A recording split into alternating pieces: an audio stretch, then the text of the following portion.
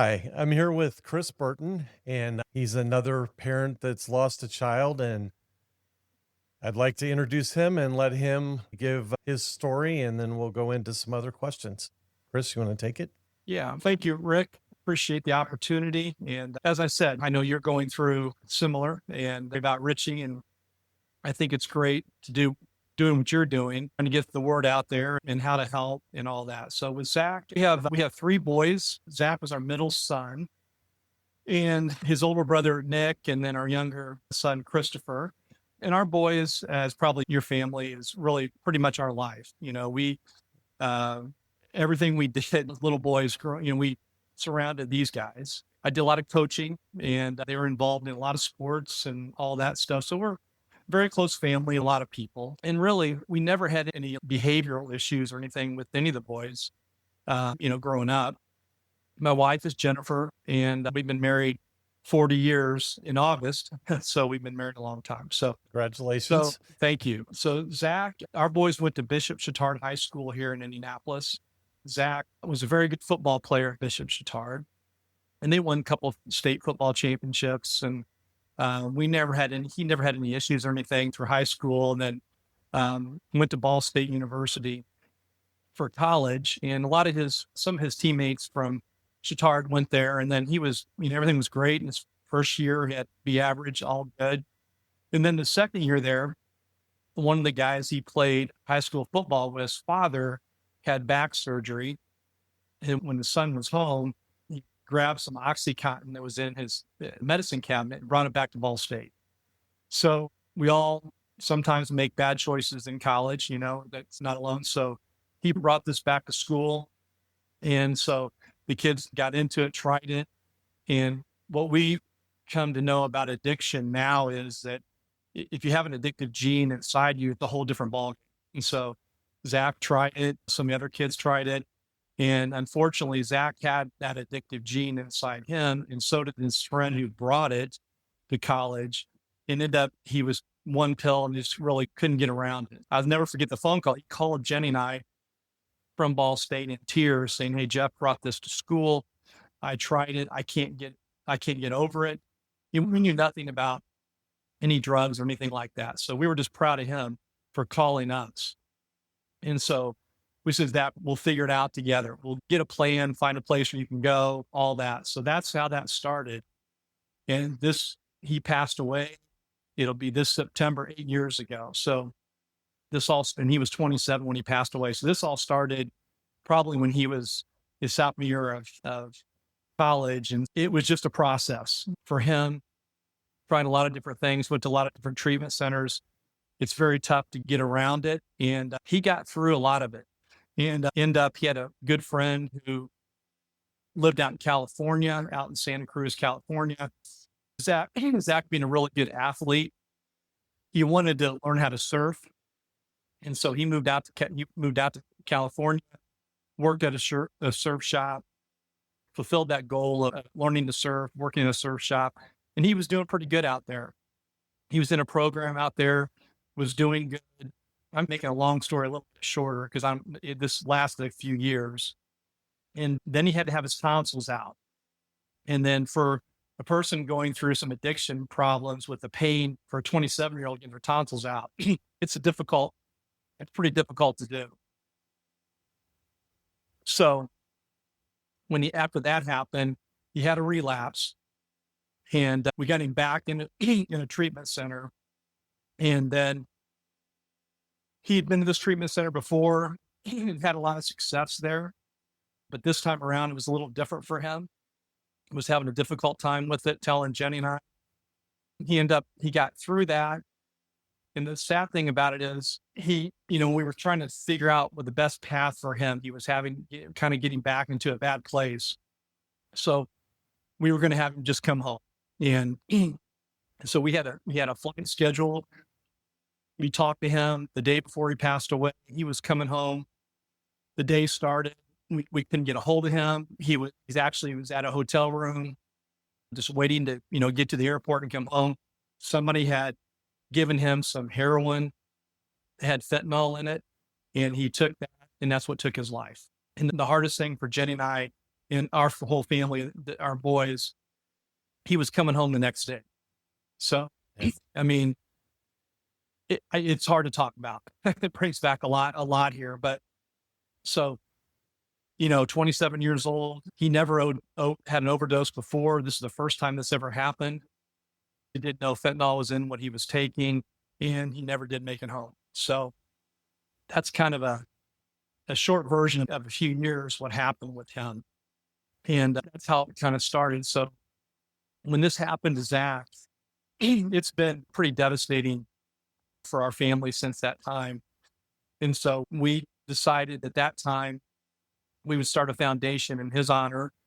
It's called the Zach 43 Foundation, which is his football number in high school. And we wanted to honor him first and then help others to avoid what happened to us. So we've had the Zach 43 Foundation really since he passed away September 2nd of 2017. So we've been doing that. We've had a lot of success trying to help others.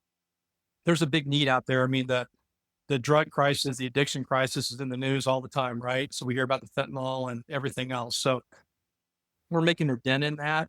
We have a couple of really good partners here in Indianapolis.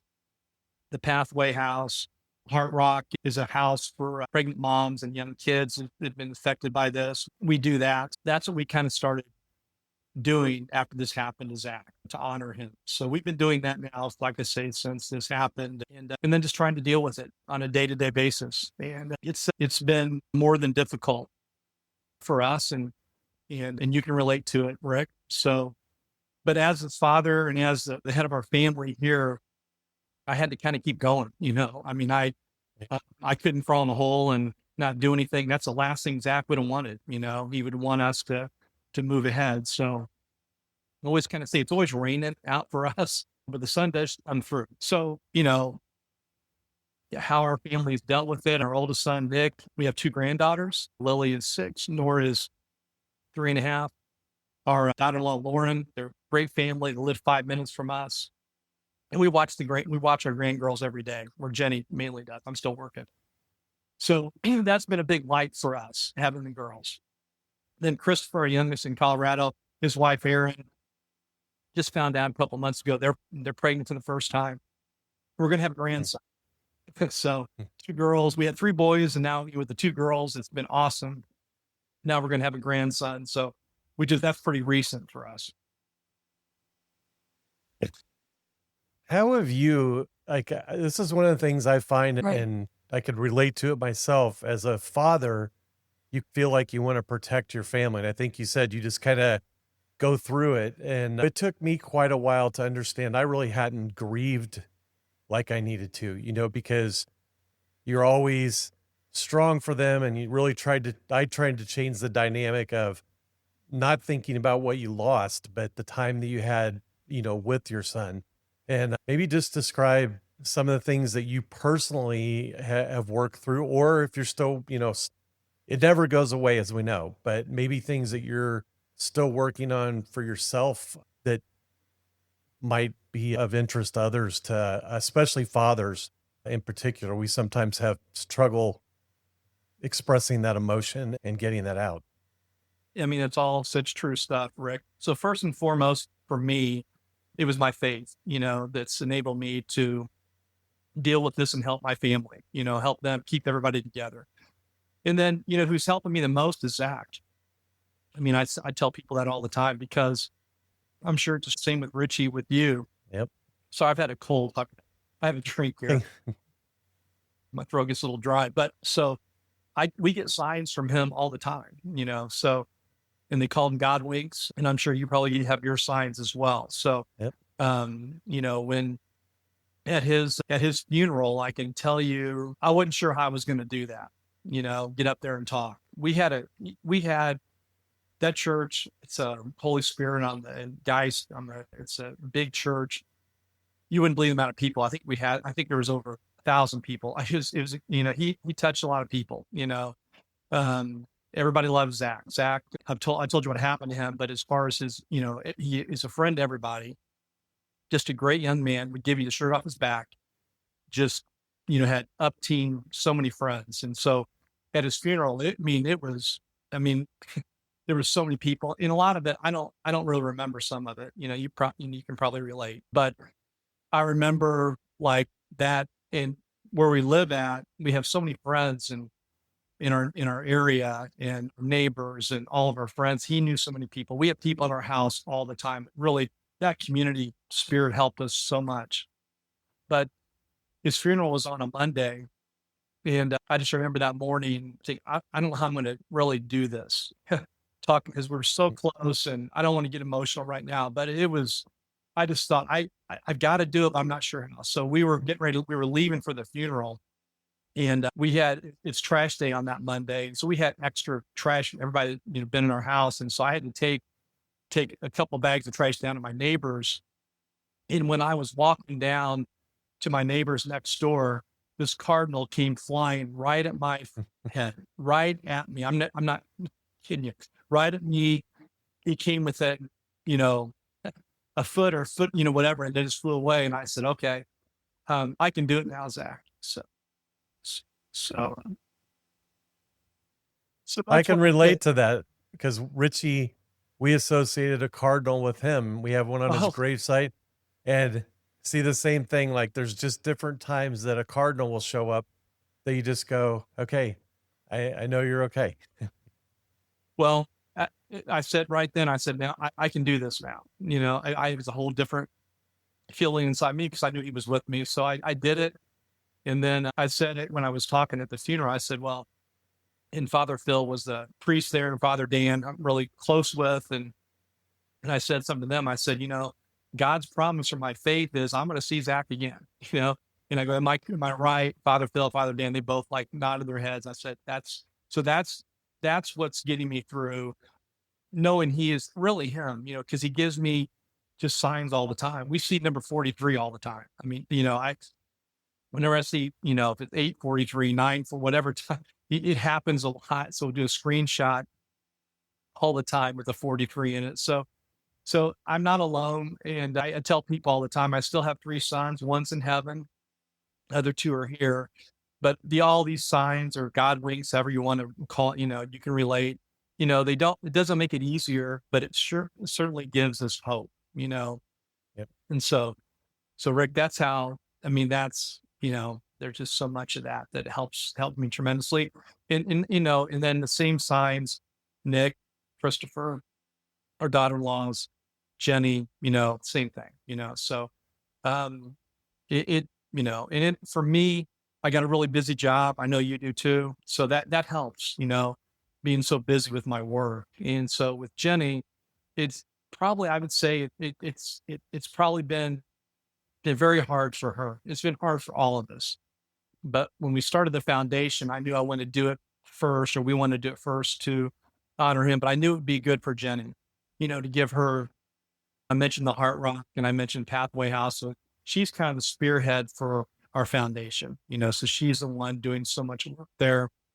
And that's been helpful, I think, for her, so, but people say, well, time heals. Well, in our case, it doesn't get easier, and that I'd be lying to say that it does, but I just get closer to him every day. And sometimes I say, Zach, one more day, I'm not the youngest guy. So, I'm not, wishing my life away, but I'll see him again. And so I hope that answers your question. That's how I, Yeah, I think what you get is they say it gets easier over time. It doesn't get easier, you just manage it differently. And I know for us, like I was in Egypt not too long ago, and Richie was really into history. I'm going through and one of these pyramids, climbing up it, and I'm thinking, what would he ask? He would ask all these different questions. And it's times like that, I'm sure you do with Zach, that, how would I have interacted with him in this? You might go to a sporting event or something like that. And, we've tried to honor him at like birthday parties and family events and things like that. And I'm assuming that you guys probably do the same thing. Talk about him at all those kind of events, not in the past tense, but almost like a present, like, he's still very much part of the family, just not there with you. yeah, you're exactly right. I mean, as I mentioned, his funeral, he had so many friends. And the good thing, and his close friends still think of him often, and we, on his birthday, which is October 24th, we we have a gathering in our house. A bunch of his Mm. buddies will come by.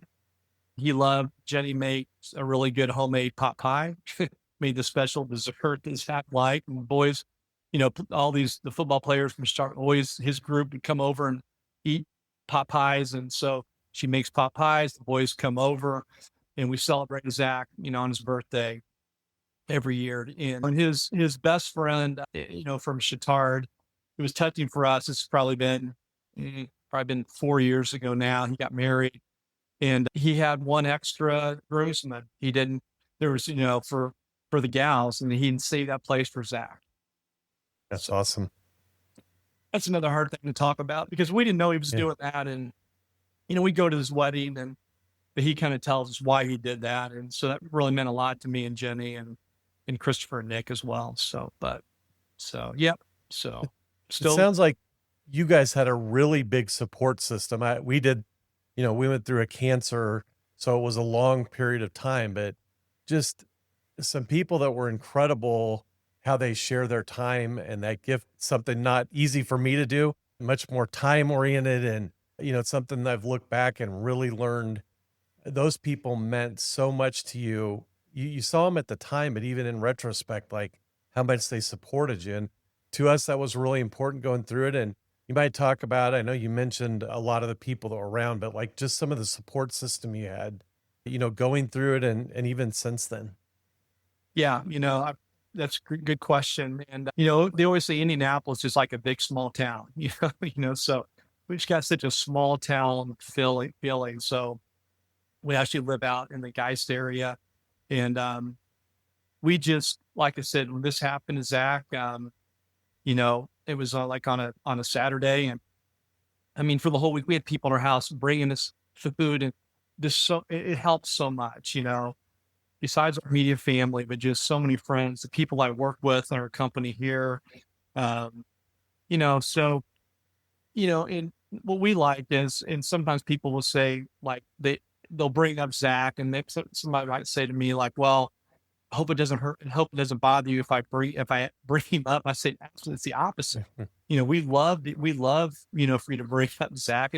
And so we have so many people that ask about our foundation. How are we doing? And in my business, I have a good set of clients, and they're kind of the same way, so we continue to get good support. And I hope that's the same for you, right? With your Oh yeah. and, Yep. it does help, right? I mean, because we're Yep. not on an island by ourselves. Other people have gone through like what we're going through. The addiction thing is that has just been, and I think our help with our foundation has helped us because we are helping others. Matter of fact, Jenny is out today. Part of there's a recovery home here in Indianapolis called Pathway House. Jim Irsay, you might have heard of Pathway, donated $500,000 to him a few years ago. So they're really a great facility because what happens with addiction is that, like, you can get people through the initial 30, 60 days, whatever, but what do you do afterwards? So that's what's so hard for people that struggle with addiction. And what the Pathway House does, it gives uh, guys and gals different levels of living, so they get to like level one where they're really monitored and all at meetings. And then once they get to level 4 or 5, that's what URSAID donated the money for more housing. So they live on their own. They're working, they're still accountable. So we have part of our foundation and Jenny thought of this, it's called Welcome Home. And so when a young man or young girl gets to a certain level with Pathway House, they get an apartment, so they have to work. They don't have to pay very much for it, but it's not furnished very well. And they don't have like towels and different things that they would need. So what we do, we call Welcome Home. So we'll go in and, give them the towel, the kitchen supplies, all these kind of things. And matter of fact, there was a young mom. I just found this out today. Ironically, that at the Heart Rock is a place for the women. It's in Broad Ripple, and it has some things going on with her. She's going to be moving into a facility at Pathway House, and Jenny's out right now getting stuff for them. So that's helpful to us helping others, Yeah. because this addiction thing it's, like I mentioned when I started this, if you have an addictive gene inside you, it's a whole different ballgame. Like I said, some of Zach's friends could dabble in things and they didn't get addicted, but Zach and his friend ended up doing that. So he didn't know he had an addictive gene, it just happened. And once they get the hold of you, it's just like a disease. It's no different, So medically, it's truly a disease, and it's overcomable, but it's difficult. And it takes a lot of work and a lot of support for a young person or any person really, for that matter, to get through it. Well, I know we talked before. I My son had been addicted to oxy because of the cancer, and he knew he was addicted to it. And for him, he would get prescriptions, so he knew where he was getting it from. But we talked before about Zach would had no idea fentanyl was in that, and that's one of the things that even compounds this more. And we talked about April Babcock, who she has a thing called Lost Voices of Fentanyl, that they have kids have no idea what they're taking. Staying up for an exam, they might think they're taking an Adderall, and it's laced with fentanyl.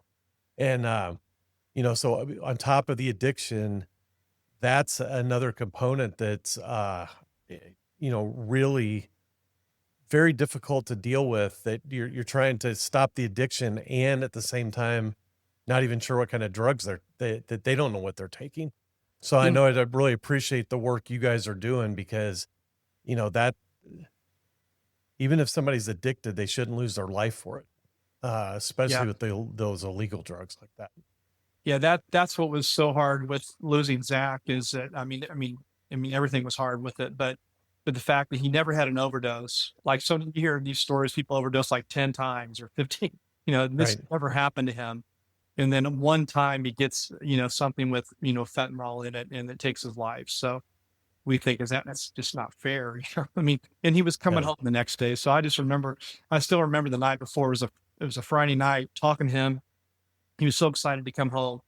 And we'd been through some places out in California. I mentioned, getting his tonsils out. I kind of put him, set him back. And we said, let's just come home.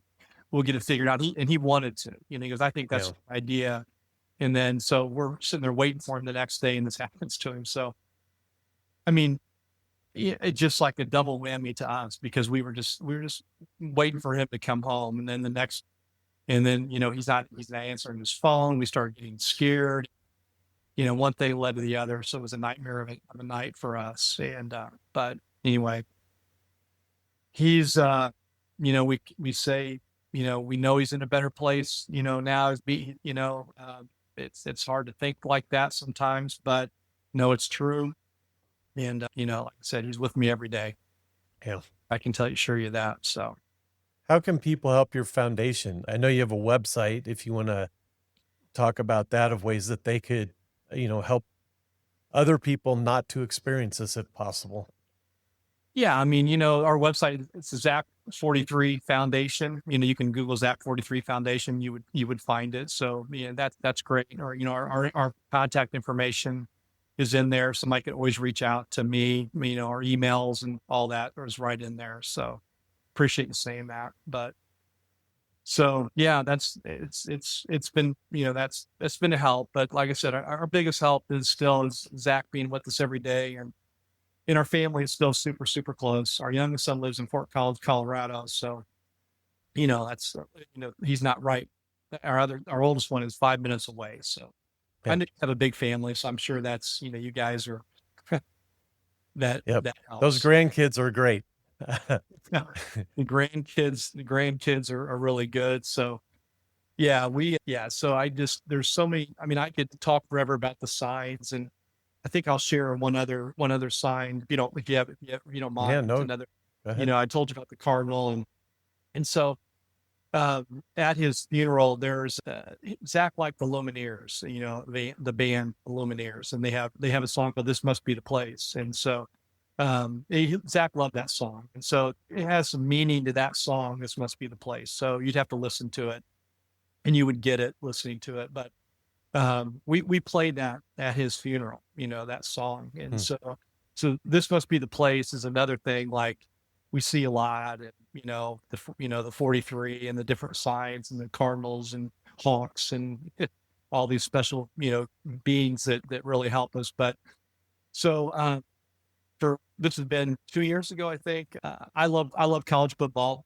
So, I mentioned Zach being a really good football player, two-time, state champion. Our other Nick was a state champion football player too. Christopher, all the boys, good athletes. And so I love college football, and I always wanted to go to the Army Navy game. So, it's been on my bucket list. And so my dad was in World War II. He was at the Battle of the Bulge, so he was right in it. He passed away when I was 8, so I never really heard about it, but he got to go to Purdue on the GI Bill. And anyway, so military and all that honor has meant a lot to our family. So going to that game was pretty special. So the Jenny surprised me for Christmas and got me and Nick and Christopher tickets to go to that game. And so I couldn't believe it, and so we had really good seats too. So the three of us drive out there. It was very special. And then, so Nick had found in Philly, it was in Philadelphia, and he had found a condo place to stay at. There's a lot of choices. It was a really cool place. And so we got the place, Friday night, games on Saturday. We get out, we go up, there's an elevator that goes up to our room, and so we get it, we get in the elevator, elevator doors open up right where our floor is. There's a on the wall, there's a picture, and it said, "This must be the place." Oh, So another emotional moment for me because yep. the three of us just embraced, and so he was there with us that day too. So that was really really a special. Just what's the chances? These they're God ways, but they don't happen by circumstance. I Yeah. mean, what's the chances of us finding that room, that picture? It meant a lot. So I just wanted to share that as well. So Well, and those emotional things like that they're not negative. They feel, at least what I run into, those kind of situations, they're emotional, but they're positive. They just make you feel so much closer to your child. I don't know okay. if you experience the same thing. Yeah, absolutely. And the three of us being there, first thing we did was call Jenny, calls mom, and say, "You would not believe what we just witnessed." And so all these things happen, and nobody's surprised, but Right. it just reaffirmed that Zach being with us and everything. So yeah, we, like I said, Rick, it's as with you. I mean, it's always raining a little bit in our lives, but sun breaks through. We got to be there for each other. Like you said, the grandkids, I mean, they do wonders for us, so it's what Zach would want. I know it's what Richie would Yep. want with you, so. I have to ask, who are you a fan of in football? So, I played football at Butler, but that was not, but I'm more Purdue fan because I grew up with Okay. my dad going there. And then, and actually I've got a good friend in Oxford, Mississippi. So I go down to a lot of Ole Miss games. So kind of an Ole Miss fan, as well. Yeah. The boys have been there as well. I don't, so what about you? Where do you? Notre Dame and Richie, I got to take him and all my kids. I'd spend a day with them going up to games and stuff like that. Oh, wow. So yeah, it's special, looking back at pictures, doing the touchdown Jesus uh, things. And so my uncle played at Butler, and Oh, okay.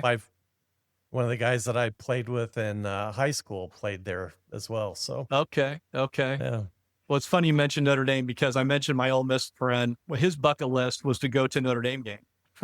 And I like yeah, Notre Dame too, right? So Jim, okay, Jim, we got him up to, I got tickets, and so this is another great story because me and our youngest Christopher, he didn't go, but Nick and Zach, myself, we took Jim to Notre Dame game, yeah. and I just remember walking in the church, you know how special it Oh is. yes, I mean, yep. I got chills walking in there, and we got to spend that, was with Zach, and it was a special. And our friend, he'll never forget it. He's Mr. Ole Miss. He's been written up in magazines down at Oxford. He's got a museum at his house, but his trip to the Notre Dame game, and then I took him over to Butler to Hinkle Fieldhouse because he likes the movie Hoosiers. Yeah. And so I took him in there, but yeah, Notre Dame's a special place. So Yep. No doubt about it. Well, I really appreciate you taking the time to share. And, again, just thank you for your time. Well, I appreciate it. I just want to, one last thing I'll say is that almost every day I listen, I work out still a lot, even though I'm an older guy, I still try to ride my bike. And Zach and I, we did the ride across Indiana. It's called the Rain Ride. It's 160 miles from Richmond, Indiana. I mean, up from Pure Hope to Richmond. Okay. It's so we did that back in '04 together. So I've done that ride a couple times for a fundraiser for our foundation. So we were into biking. Zach was into that, but so when I work out or whatever, there's a Mumford and Son song I'm telling you because you might like. It's called Guiding Light, and I listen to it pretty much every day. And the main words to it is, I had it all on the line, could not just sit with folded hands and go blind, um, and then it goes on to say, because even when there's no star in sight, Zach will always be my guiding light. So those are those words that are in that song. And I listen to them almost every day when I'm working out. I kind of in my workout, we're listening to that. So no, he always is my guiding light. So I'm sharing that with Yeah. you because, I know you kind of feel the same way. So. Oh, yeah. Appreciate that. Well, thank you again. We're sorry for your loss and that we have to have a conversation and meet like this, but, you'll certainly be in our thoughts and prayers. Well, same with you, Rick. And let's maybe stay in touch. And I like to maybe we could meet for lunch or something sometime. I would enjoy doing that. So No, that sounds great. all right. Okay. Thank you. Okay. See you.